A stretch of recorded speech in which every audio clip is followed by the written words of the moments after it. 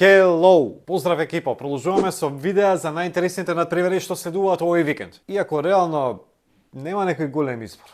Уствари, доста интересни надпревари се играат веќе во петок. Наполи Лацио, Борусија Дортмунд, Лајпциг. Ама јас се задржам на надпреварите во сабота и во недела. Пред тоа, само едно прашање, дали го погледнавте минатото видео на овој YouTube канал? Минатото видео преку кое што бараме нови дечки кои што ќе се уклучат во работата на овој YouTube канал BMG Sports. Ако имате желба, ако не се плашите од камера и ако сакате спорт, пишете мејл, не се двумете. Значи одиме, имам 3 надпревари за ова видео. Сабота само еден надпревар, Манчестер Сити, Ньюкасл. Недела, Рома, Јувентус и дербито на викендот, Ливерпул, Манчестер Юнајтед. Во Ла Лига викендов нема ништо посебно, иако има 2 прилични надпревари. Атлетико Мадрид, Севиља и Барселона, Валенсија.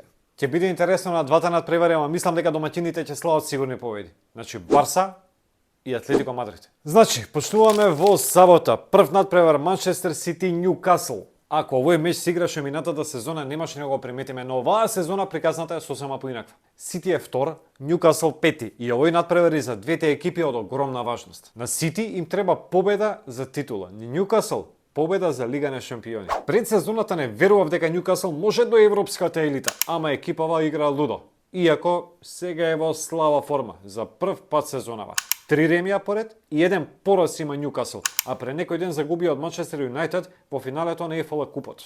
Има 4 бода помалку од Тотенхем кој што е четврти, ама имаат и 2 надпревари помалку. Па сега видете вие. Ньюкасл у Лига шампиони е.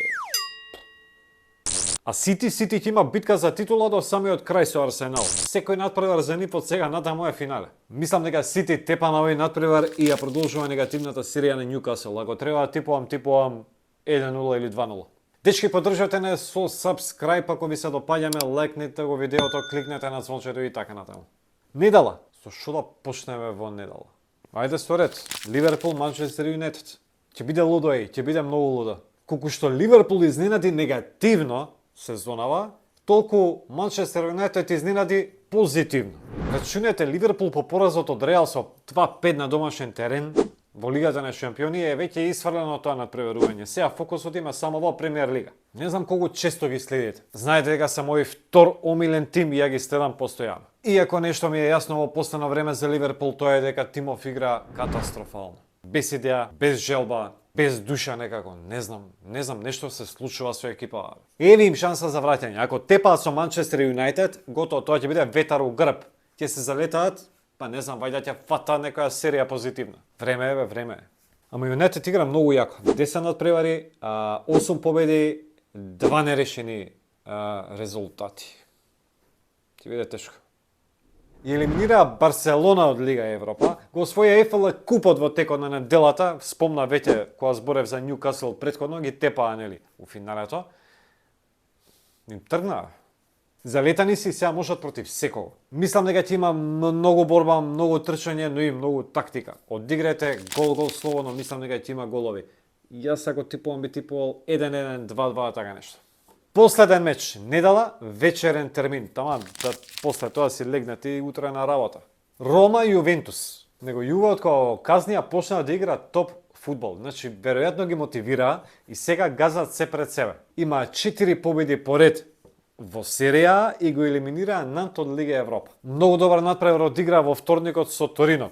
Торинско дерби. На 2 пати губеа и на 2 пати се враќа на крај тепаа со 4-2. Враќање од соништата, карактер, топ. Браво. А ич не ги сакам.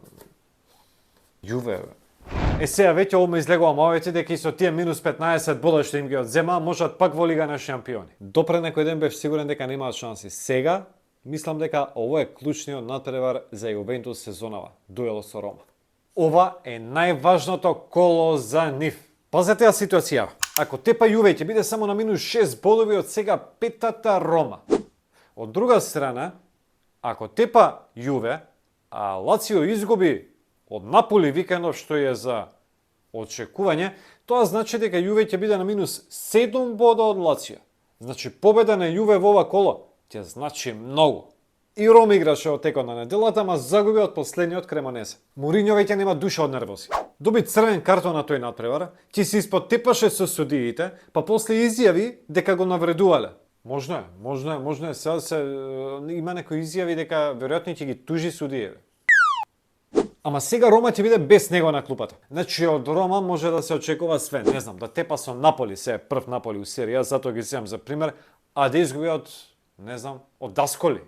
Мислам дека Јуе ќе задржи формата, има мотиви кај нив, има желба, се чувствува дека се неправедно обвинети и ќе дадат све од себе на овој надпревар. Мислам дека Јуе ќе тепа 2-1.